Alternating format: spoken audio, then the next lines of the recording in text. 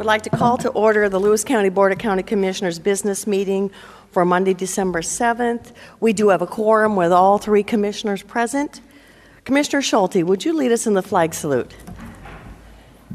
This morning is December 7th. Yes. I pledge allegiance to the flag of the United States of America and to the republic for which it stands, one nation under God, indivisible, with liberty and justice for all. Yes. Day that will live in infamy. Yes. Correct.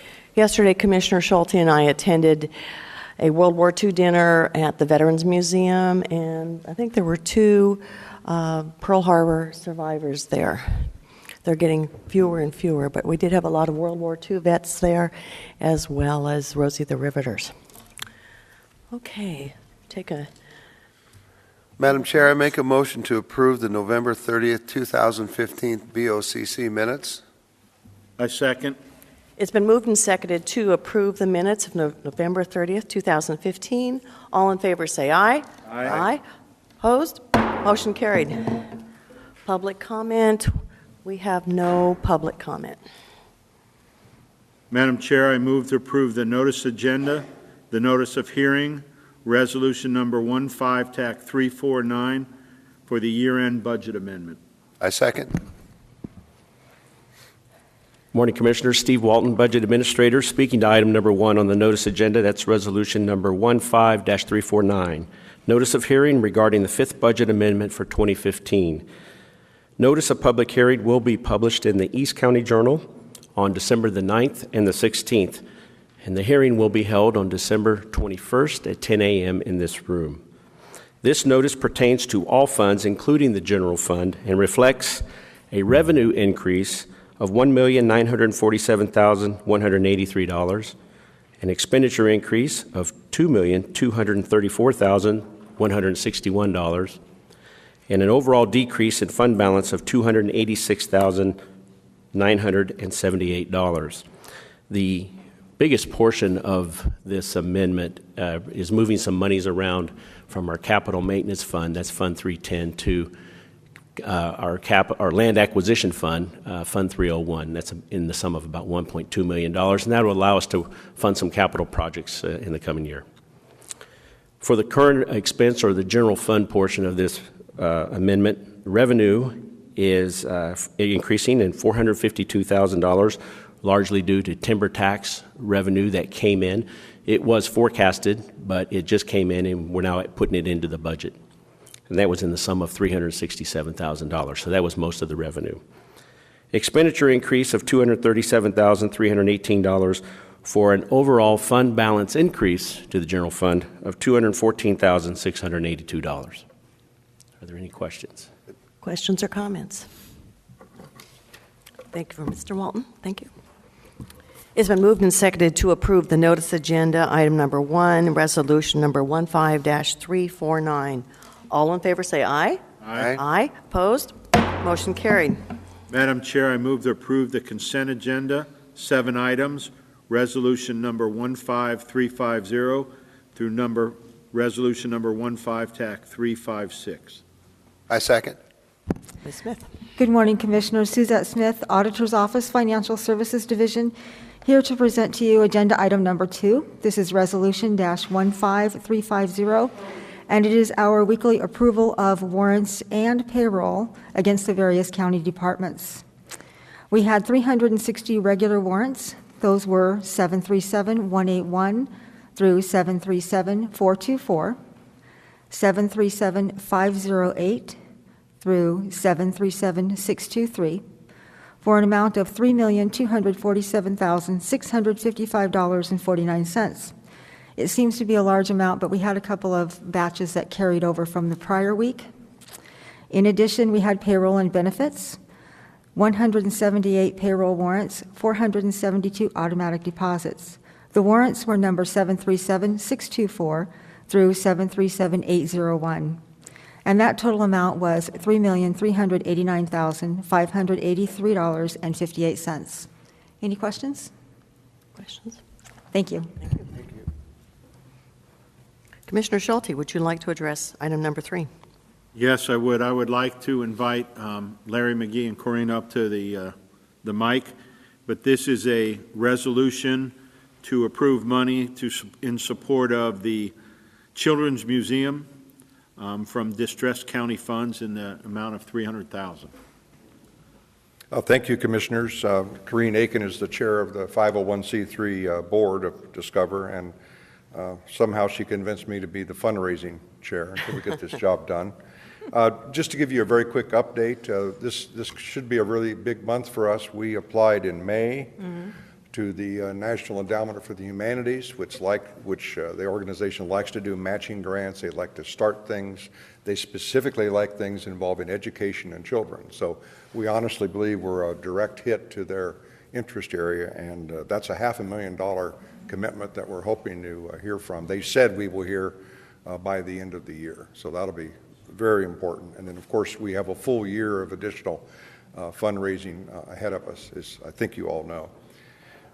The last thing that I just want to comment on is that at times this whole 501c3 process has been challenging. We've had a lot of information, some misinformation that has floated about, and we really appreciate how steadfast that you three have been, and the guidance you've offered and suggestions about how we can better communicate and make sure people understand what we're going to do and what we're not going to do.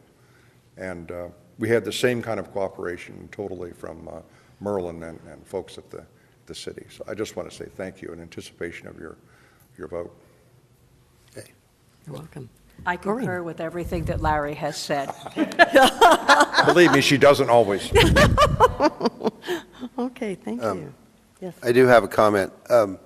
One thing about it, too, and I know this is a very interesting process since this is my first go-around on this, on 09, or funding for this. And one of the questions that has come up that I have asked or I have developed, is this economic development? And I know that's one of the questions, that is it or is it not economic development? And probably once upon a time, I'm sure that band was pretty clear, but now with all the different, the diversity that we offer within the county and everywhere else, across the state probably, the band has widened, it appears. So anyway, I would like to thank Larry, and also I have heard from other people who are not as favorable on this as what you have been, and you carry the torch well as everyone does. So I just wanted to let you know, coming from my perspective, there has been other constituents that have raised the question about this. Is this or is it not economic development? And to me, it is economic development.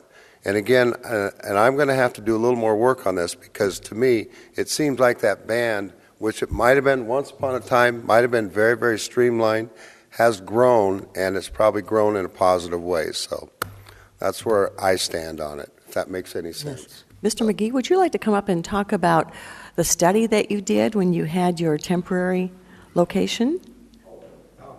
I think that really tells the story. Unfortunately, I left my 95 PowerPoint slides at home. Oh, man. Oh, that's too bad. But just to be very brief, we spent a lot of time calling museum directors around the nation of facilities that we thought were the same size that we would be. There's marvelous information available through the National Association of Children's Museums. And we were very struck by one of the recommendations they sent us, which was, you must do a pilot. So we said we would do a pilot, and a lot of you know that we did a pilot over in the town center area next to Michael's and Maurice's. Is that the right name of that other store? So we were in between those stores, and we'd anticipated a 6-month pilot with perhaps 5,000 paid attendees. We raised some money to conduct the pilot to make sure that we would absolutely have no debt or anything when we were done with that, because we were advised that no pilots make money. It's impossible. Well, we did make money, and we ran 11 months. We had 15,000 paid attendants from 72 different zip codes. We were kind of struck by that. We did not market or advertise. We didn't have the funds to do that. So we were just excited, and we learned that about 40% of the people that visited us were happenstance. we needed to be in a very visible location where there's great parking and it's very easy to see us, and we need to be near destinations where people are already going with children, and those ingredients are met there very well. So we had a very successful pilot. We ended that pilot with a little bit of money that has since been used to define which kinds of grants and efforts are we going to, pursue to raise the funds.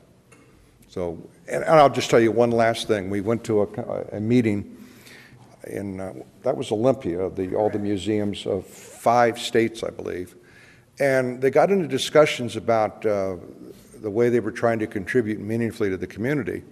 And we said, well, we had a group of teachers go through and look at each exhibit and define which of our state's ELRs, the essential learning requirements. I think, Gary, they've now done away with that, but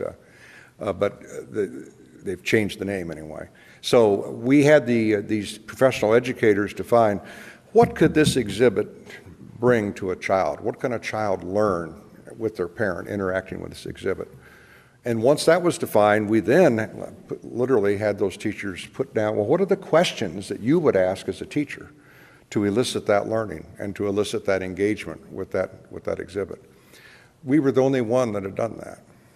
And some of these museums are very large and very prosperous, but they just hadn't quite approached the educational aspect that seriously. And that's been something we've been devoted to from day one. Thank you. Thank you for your work. Yes. Thank you. Kevin? We have, We're not going to read it. okay, no. Yes, Kevin. Good morning, Commissioners. Kevin Hansen, I'm the Jail Administrator for the Lewis County Sheriff. I've been asked to speak this morning on resolution number 15-352, and that is pertaining to the Stepping Up Initiative, the National Stepping Up Initiative. And what that amounts to is a commitment on Lewis County's part through this resolution process to address mentally ill people in our community and keep them out of the county jail. This is an initiative that was born back east in recognition that that mentally ill people in criminal justice is causing or has a significant impact to our communities all across our nation. So is what we've already done in relating to this in Lewis County, with your help, of course, is we've added 3 full-time mental health employees to the jail staff, or not to jail staff. We contracted with Cascade Mental Health for those people. They've been made a significant impact on keeping these people, when they get out of jail, giving them a place to stay. We have set them up with health care when they get out. And we're also shrunk the wait time for incarcerated inmates from not seeing a mental health counselor for almost 2 weeks to less than 24 hours. Wonderful. Additionally, we have started what we call locally a mental health alternative program, and that is a combination, a partnership and collaboration between almost all public entities in Lewis County, meaning the prosecutor's office, the sheriff's office, the courts, and it's a post-sentence program that inmates, that we can put inmates in to keep people hopefully out of jail in the future. A lot of these inmates are, as you know, are arrested on minor offenses, and they come to jail time and time and time and time again. And when they come to jail, we get them back on their meds, we get them straightened out, they get out of jail, they go commit another minor crime because they stop taking their medications, and then they're back in jail again. It's just a repeating process. So this mental health alternative program is basically the prosecutor and the courts working to suspend inmates' jail time for up to 2 years, and then they establish conditions of release and through the courts and through the prosecutor's office. And part of those conditions of release may be, take your medications as directed, report to court once a week, report to your mental health counselor once a week, stay in your established place, your residence. It's just strict monitoring. And we've had some people on this program now for, well, the first one wasn't really officially on the program, but he was on a quasi program, and that lasted almost 18 months. and he is a huge success story. And as a result of that, he hasn't been back to jail for almost a year and a half. Wonderful. So we're looking at getting these frequent flyers, as you've called them in the past, treatment rather than incarceration? That's correct. Yep. Treatment, help. Thank you for all you do with this. I think you're a leader in the state of Washington. Thank you. Appreciate it. Thank you. Mr. Elsey.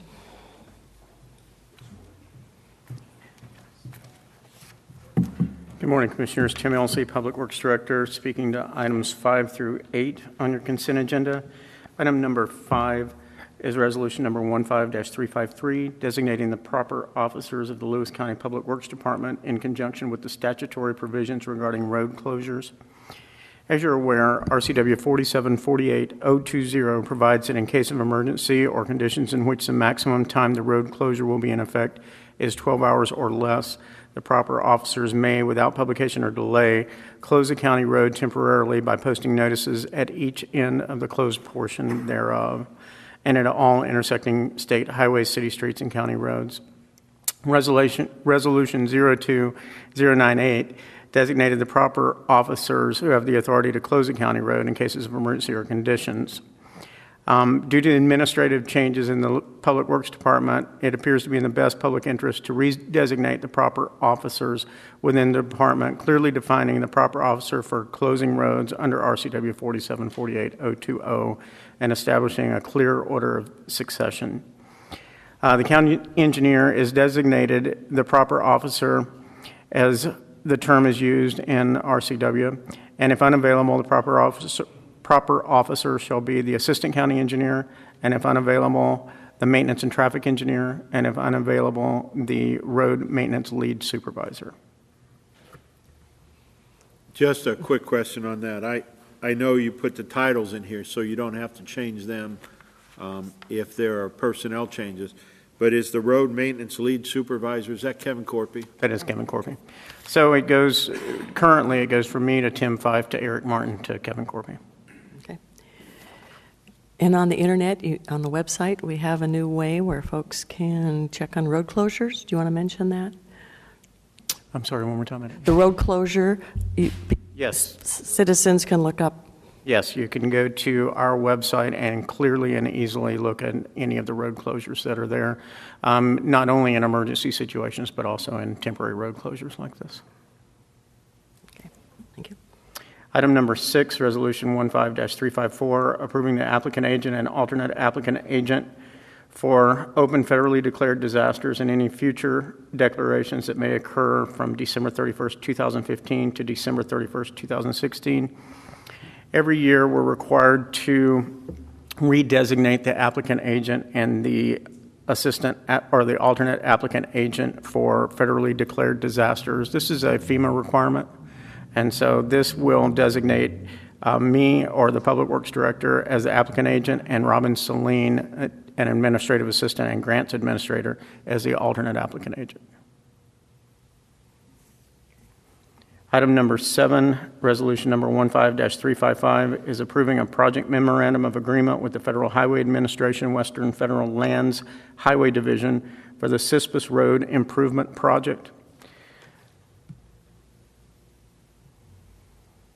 This is a 9.53 section of roadway in which we applied for Federal Lands Access Program funding.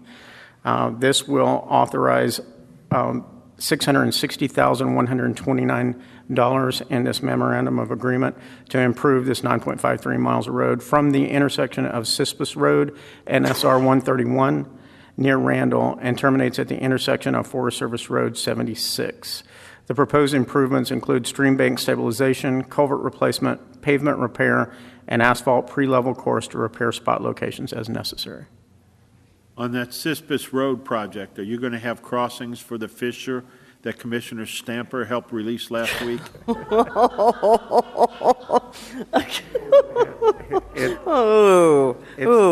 don't have to answer that question. We don't want to get in. We don't want to get into that right now. No, get into that. It's good to know. Let's move on to number 8. Item number Take that to be a no. I'm just glad it's not only me. Item number 8 on your consent agenda is resolution number 15-356, and this is approving an administrative agreement for the acquisition of additional right-of-way for Highway 603. This is one of the 4 properties that we had moved forward for proceedings for eminent domain, and we have reached a settlement with the Finstermakers. And this will allow us to pay the property owners $1,200, put in arborvitae hedge, pipe a ditch in front of their property, and then we'll also remove some trees in accordance or in association with the project that we're putting in. And also provide for $750 for their attorney's fees. Okay. Questions? Okay. Thank you. It's been moved and seconded to approve the consent agenda, items 2 through 8, resolution number 15-350 through 356. All in favor say aye. Aye. Opposed? Motion carried. Now we move into hearings. I will call to order the Boisfort Valley Water Franchise hearing. We will first have a staff report, followed by a question and answer period. We will then close the question and answer period and open the hearing for formal testimony. And the testimony will last no longer than 3 minutes and will be timed by our clerk. Any citizen that would like to testify should sign in on the sheet now, which is located near the microphone. Now we'd like to ask for the staff report. Mr. Elsey.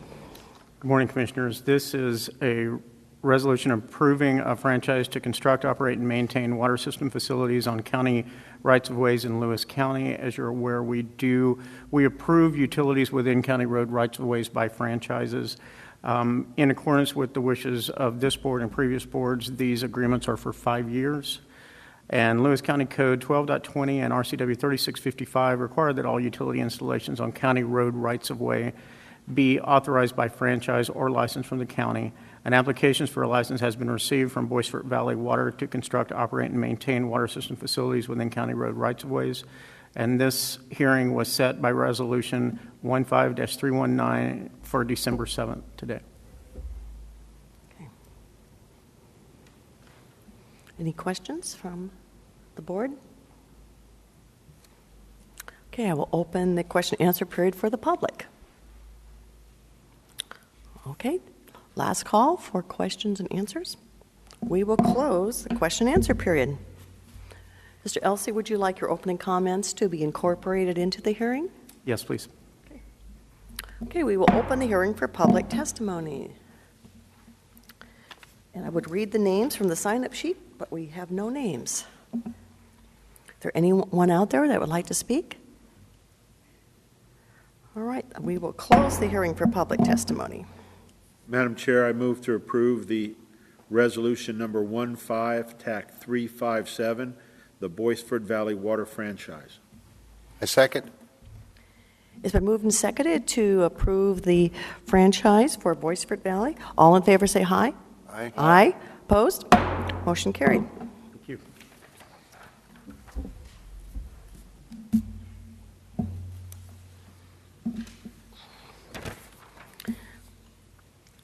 So now we move into another hearing. I'd like to call to order a hearing on the adoption of the 2016 budget. We will first have a staff report, followed by a question and answer period.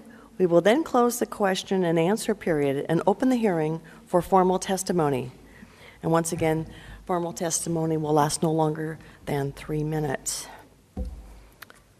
And if you'd like to sign up, you can sign up where the microphone is. Okay, for the staff report, Mr. Walton.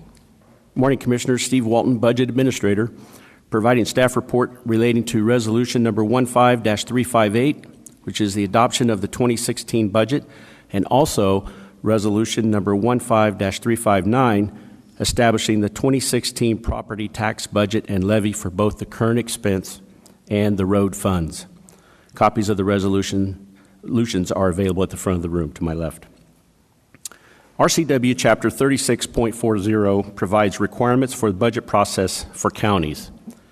The preliminary budget was submitted to the Board of County Commissioners and to the auditor on September 1st, 2015. Budget meetings were held in September and October, which allowed each elected official and department director to discuss their individual budgets with the commissioners. These meetings concluded on October 19th. A notice of this hearing was published in the East County Journal on November 11th, the 18th, and the 25th, and in the Chronicle on November 10th and 17th. Copies of the preliminary budget were placed at the Centralia College locations in Centralia and Morton, as well as at all Timberland Library branches in the county and at the senior centers. The preliminary budget has also been posted on the website. This is the second of 2 hearings as required to take public comment and questions on next year's budget. The first budget hearing was held on Monday, October the 5th. There was also an evening presentation on Monday, November 16th at 5:30 p.m. here in this room. The final budget sets the current expense or general fund revenue at $33,606,787 and expenditures at $36,134,414. The budget for the general fund is balanced using $2,527,627 from the reserve fund balance.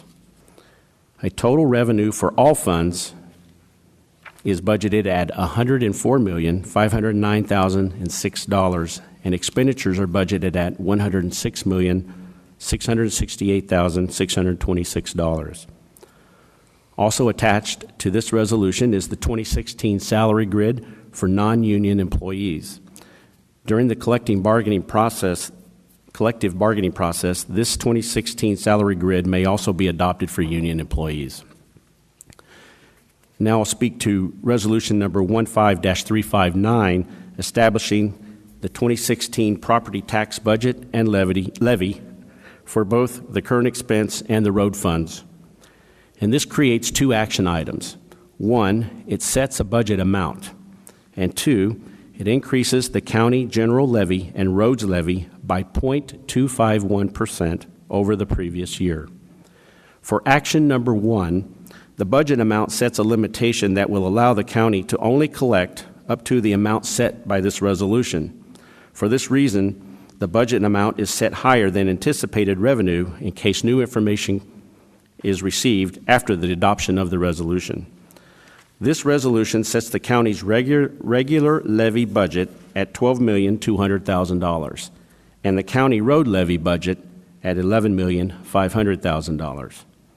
Regarding action number 2, this resolution sets an increase of 0.251% for both the county general levy and the county road levy over the previous year's certified levy collections.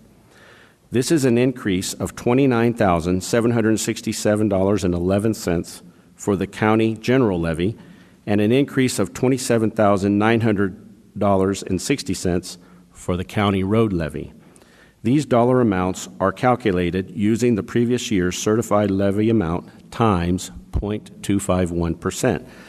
Now, by law, the rate can only be increased by 1% over the previous year or by the implicit price deflator, or IPD, whichever is less. This year, the IPD is less than 1%, so 0.251 is the rate limit. Law also allows the board to declare substantial need via resolution, which would have permitted the board to increase the rate by a full 1%. However, the board opted not to declare substantial need and go with the 0.251% increase instead. The recommendation is to adopt the 2016 final budget and approve the 2016 property tax budget and levy for both the current expense and road funds. I'll conclude the report by saying this action culminates 5 months of collective work by all departments and elected offices in Lewis County. It has truly been a team effort. And for the record, I'd like to thank my staff, Becky Butler and Cheryl Millman, and everyone involved in the county, who's been involved with the budget process for 2016. It really went smoothly, and everyone is to be thanked for that. I'll field any questions. Any questions from the board? Okay. We'll open the question and answer period for the public. Anyone have any questions? All right. We will close the question and answer period. Mr. Walton, would you like your opening comments to be incorporated into the hearing? Yes, I would. Okay. We will now open the hearing for public testimony. And we do have a name to read. Ron Averill, would you like to give us your comments? Thank you, Madam Chairman. Ron Averill, Centralia, Greater Centralia, not in the city itself. I'm here to give my annual comments on the budget, which I've now done for about 11 years. Some characterized me as a county commissioner as being stingy. I think that was unfair, although I admit to being Swiss frugal. And I think that I have no qualms with what is in the budget, but I do want to bring out a couple of points that I think bear future study and concern as we develop the budget process. The first of those is that economic recovery has probably been the slowest out of any recession that we've seen historically, only exceeded by the Great Depression. We're still not doing real well. We're seeing improvements in sales taxes, but they're going up and down on a curve. We're seeing wage pressures that I think are going to cause real concerns as we get folks out there asking for $15 an hour for personnel, and those are going to come back and bite every level of government and spiraling personnel costs. The Fed has announced that they're going to increase interest rates. That's going to have an impact on the economy. And the world economy is really not one that offers a lot of encouragement. China, one of the largest economies in the world, has slowed down significantly, and problems elsewhere. So there is areas that I think talk to us about concern. Your fund balance is encouraging. My problem, and I had discussed this with Commissioner Funn previously, is that fund balances are deceiving. And the reason that they're deceiving is because that we have designated funds, a lot of them. State and federal fiscal years are different. And so we see that because of that we're holding money that's going to be spent. It's just in a different fiscal year than we set ours. And we set aside money for future ENR funds, the solid waste funds. So when we talk about fund balance, we really need to be talking about the operating budget. In the operating budget, you've got a $9 million fund balance. You're using $2 million of it. Can I ask for some extra time since there's no one else here? Okay, we'll do it. Thank you. We'll give you 2 more minutes. Thank you.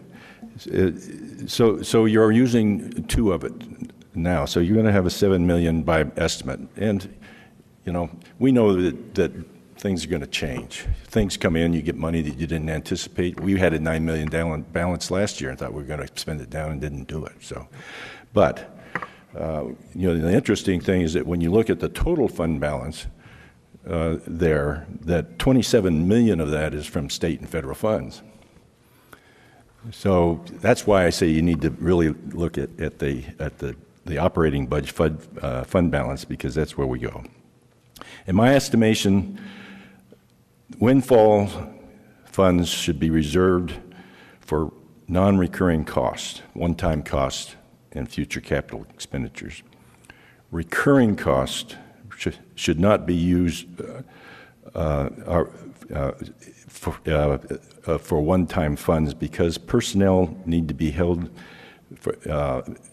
If you don't have funds that are going to sustain the cost of increased personnel, and one-time costs aren't going to do that, you're going to find yourself in a problem. You need to be concerned about that.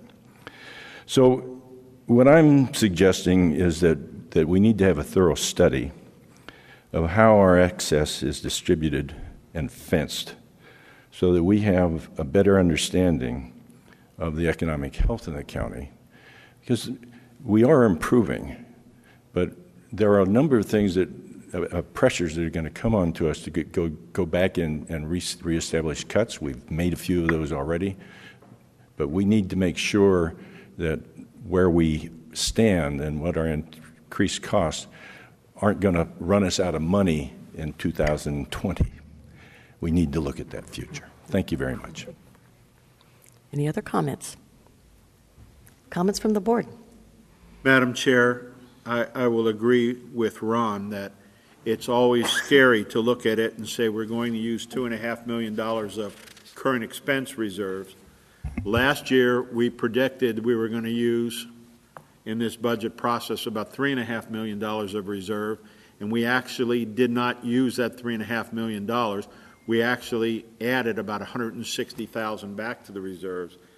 Over the last 4 years, the budgets have not been in the red, they've been in the black, and over the last 4 years, we've actually added $600,000 to the reserves, even though at the beginning of the year, the worst-case scenario said we might use $3 million or more of the reserves. That's one of those planning tools. You use the worst-case scenario for expenses and the best and the worst-case scenario for revenue. And so we look at those two numbers and say, if everything goes as bad as possible, we could use up to $3 million, or in this year, $2.5 million of reserves. The case is not every position is filled every year.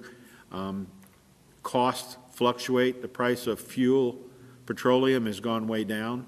And so we had a surplus last year, a small surplus. Over the last 4 years, we've had a small surplus. So we have not used our reserves. And our reserves between the current expense reserve, which is running just about $10 million a year, every year, and then if you look at the restricted funds and the enterprises fund, we have almost, well, it's between $40 and $50 million in reserve. And as Colonel Averill said, you look into that, what is it? Where there's capital building funds, and there's $6 million in the left fund, and there's $3.5 million in solid waste, and there's a couple of $1 million in reserve funds, restricted funds that we use for insurance. And we have a couple $1 million in different funds for equipment repair and replacement, which is both vehicles and computers. So we've put money into different line items that project into the future that said if this money is needed any given year, we've got it saved for that event. It doesn't necessarily have to come out of this year's operating fund. So we were approached by the Washington Counties, WASAC, Washington Association of Counties. Washington Association of Counties. They said of the 39 counties, financially, we're in the top 3. We are one of the few that still have a significant reserve, and we've done that, as Colonel Averill knows. When we have windfalls, we put them into the budget, and that's the source of that $10 million current expense fund. But the other budgets, the restricted and enterprise funds, that's been from planning. Our auditor, our treasurer have given us advice. You want to have this much money into each of these funds to cover unexpected expenses so we don't have to take them out of current expense. So the elected officials in Lewis County have done a very good job in budgeting for unexpected cost and putting money aside for a rainy day. Before I was commissioner, I know when the flood of '07 hit, you would have expected the county to dip down into their reserve to help clean up and repair after the flood. And we did, and it was there, and it was necessary, but we have still continued that. I think when the flood hit, you had about $14 million fund balance in current expense. Now we have about 10. But that's what you use those one-time revenue sources for one-time disasters. And we as the board then, as in now, we keep that reserve for a rainy day. And your advice is well taken, and that continues to guide our decisions. Commissioner Stamper, comments? That was one of the, and again, the budget is very complex, and I would be telling you a story if I said that I knew all parts of it. However, it really does come down to a bottom line on this, and I know that we have the fund balance, which I was very relieved after financial went through all the process, saying that in these separate accounts, we do have reserves in those, so we will not have to dip into those others in the fund balance at the end. So, like being good stewards of the money, I think the county has done an excellent job, and I feel very good about the process as far as the way it was explained to me. And again, I'm probably a pretty common sense person as far as when you're looking at budgets, but to me, this is a very sound practice. And being around the state now, attending conferences, our county is very well respected in the way that we handle our financial matters. So I'm very pleased at that process, and to be a small part of it, and being able to continue to support it. So. Well, my comments deal with my previous history, being on the city council, being on the Timberland Regional Library. There was different ways of talking about structurally balanced budgets. Someone would say, oh, this budget, we're looking back and taking some of those dollars that we didn't use last year. Another place they would say, this is carryover dollars. Another one said, these are unused dollars. So it's a different way of talking about those dollars that are held in reserve. And sometimes people get nervous when, oh, you're taking your reserve. Well, those are dollars that are there to help us through these times. And if we were to say, okay, $3 million, we're going to have to cut back $3 million. That means cut back in services. When we don't need to do that, because we believe we will truly come out ahead. But if we had to cut back on sheriff's deputies, which, law and justice, 75% of our budget's law and justice. So when you think about cutting back, like, why don't you make it, so it's equal. Well, as Commissioner Schulte and Commissioner Stamper were saying, that's not the way the budgeting process goes, but we know it's going to be next year until we know about how 2015's budget, because we get additional revenues coming in all the time, and of course, other bills too. Anyway, it's not a simple budget. I think we have, quote, 75 businesses that are in this budget, and it's very complex. And once again, I wish we had more public out here to hear some of the explanations. At our public meeting we had at the end of November in the evening, we had 4 people come, which was like a 400% increase, because before we just had Ron. So we had 4. So hopefully we can increase it more next year. So anyway, those are our comments, and we appreciate the people here who are listening to us. Okay. I do have. Are we done with this Yep. part? Mm-hmm. You're still good. Okay. And this is not talking about money right now, except for we have one Napavine person in here, and again, the state championships were this weekend, and congratulations to Napavine, even though they did not fulfill their dream. They had a great season and a tough way. But as you get older and you look into as you matriculate through life, I use that word, Edna, they'll really appreciate it at some point in time. Not for a few weeks, though. Okay.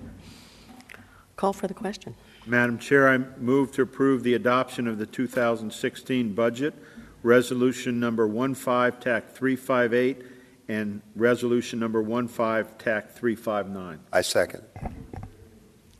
Okay, close the hearing, yes. We're going to adopt, motion's been made to adopt the resolution number 15-358 and resolution 15359. All in favor say aye. Aye. Aye. Opposed? Motion carried. Madam Chair, with no further business, I move we adjourn. I second. It's been moved and seconded to adjourn. All in favor say aye.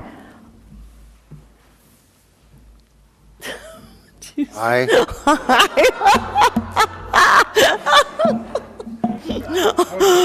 We're closed. Thank you for coming.